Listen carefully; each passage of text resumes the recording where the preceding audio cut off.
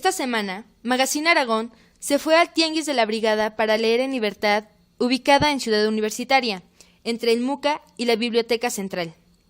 Durante esta semana se darán diferentes conferencias por parte de grandes escritores mexicanos que presentan sus más recientes obras.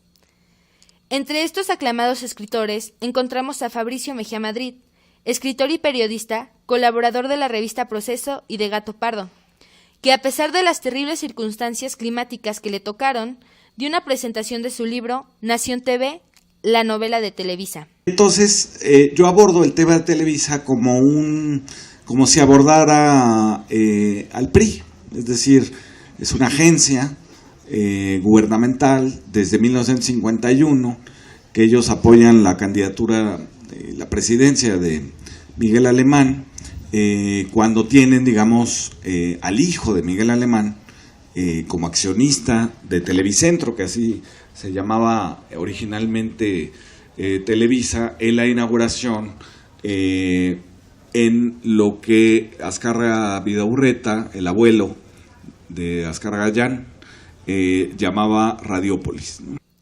Como sabemos, un libro muy controversial, pues no solo involucra a las 3 generaciones de Azcárraga, sino también a importantes políticos y empresarios del país.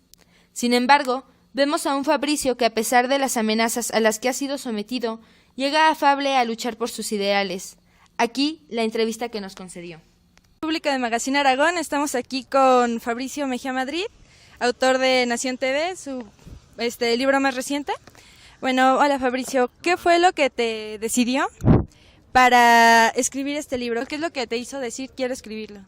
Pues fíjate que fue precisamente el movimiento Yo Soy 132, que se apostaban a las afueras de Televisa en el primer día, ¿no? Yo ese día estaba desde la Estela de Luz y luego me fui al plantón en las puertas de Televisa, y ahí me encontré a Genaro Villamil y los dos nos fuimos en la noche al programa de Carmen Aristegui en CNN y comentamos pues, que era una cosa inusitada, ¿no?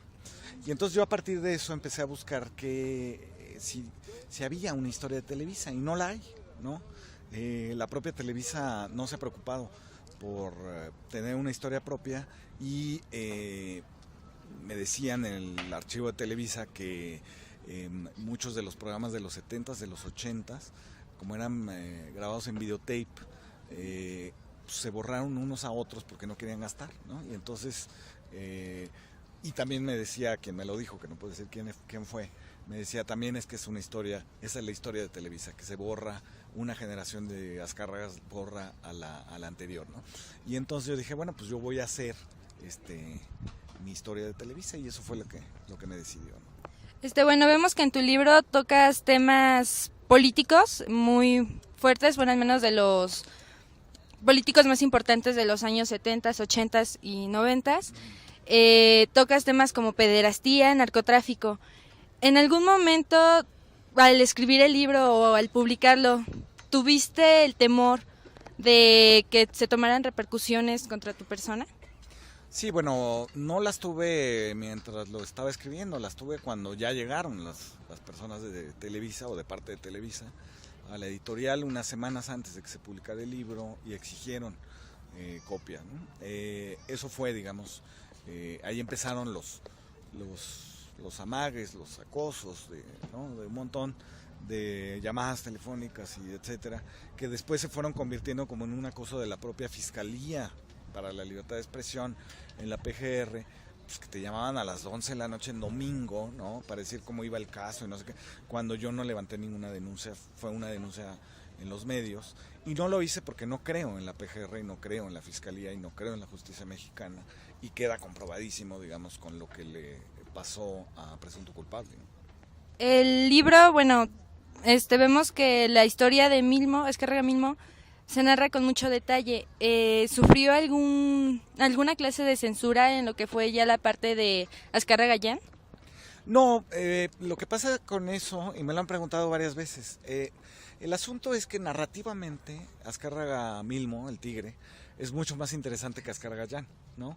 Y yo escribí además, es decir, te explico un poco, Azcárraga el tigre trató de desarrollar un monopolio gigante en toda América Latina, en Estados Unidos, fracasó en todo.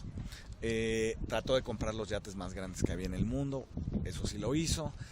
Acabó endeudadísimo, se le suicidó una hija, tuvo 800,000 mujeres, amantes, entre ellas Lucía Méndez, en fin, era como un personaje muy narrativo. Y Ascar Gallán, yo lo narré antes de que se sacara la camiseta en el Estadio Azteca a favor de su club, el América, y que eso me hubiera dado como otra, digamos, faceta de ese Ascar Gallán que yo pensé cuando lo estaba escribiendo, que era pues, moderado e incluso un poco tímido, ¿no?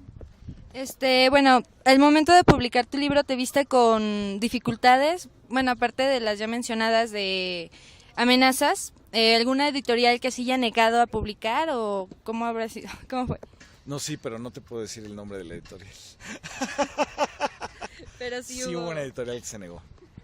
¿Por mismo miedo a Televisa o...? Te voy a decir por qué, porque son socios, ¿no? Bueno, ¿cómo crees que tu libro ayudaría, como bueno nosotros que somos un medio alternativo, bueno, a la apertura de información? Sí, yo creo que era un poco lo que yo quería provocar con la novela también, ¿no? Es decir, si alguien sabe algo, que lo diga ahora, ¿no? Y efectivamente, como sucedió con mi novela de Díaz Ordaz, con esta de Televisa empezaron a llegar las llamadas de gente que no te imaginas las historias que me contaron, ¿no? Pero ya después de publicado, ¿no? Héctor Suárez, Jorge Saldaña, por ejemplo, que fue un gran encuentro en su casa aquí en la Ciudad de México, cosas que me han ido contando, digamos, y todo el mundo me pide, como siempre nos piden a los escritores, deberías de escribir la segunda parte. No lo voy a hacer, no pronto, pues, pero yo decía, pues, en todo caso la segunda parte debería ser TV Azteca, ¿no? Bueno, ya te lo preguntaban en la conferencia, pero ¿tú ves la posible desaparición de Televisa en un futuro? Sí, yo creo que está condenada culturalmente, digamos, porque no ha sabido responder a los nuevos tiempos, a la nueva cultura que se desarrolla en los medios alternativos, digitales, y la nueva cultura que está viendo, digamos, yo no sé cómo no leen lo claro que fue lo de Julian Assange, ¿no? Y lo de Snowden, ¿no? Es decir, cualquiera que esté mínimamente informado sabe que López Dóriga está condenado a morir, ¿no? Y que se debería dedicar probablemente al vagamon, ¿no? Bueno, te estamos viendo en brigadas como aquí la Feria del Libro, la Feria del Libro Infantil y Juvenil. Dices que has estado en Oaxaca. ¿Tienes nuevos planes para el próximo año que viene o cerca de este año? Bueno, este año me voy a la FIL de Guadalajara, por supuesto, como todos los años, a presentar a Juan Villoro, que ganó el Fernando Benítez hoy. Y el año que entra voy a sacar una novela que estoy escribiendo, ya debería estar terminando según mi editora, pero en realidad estoy como a la mitad, y sacaré esa novela el año que entra, ¿no? Bueno, muchas gracias, eso sería todo.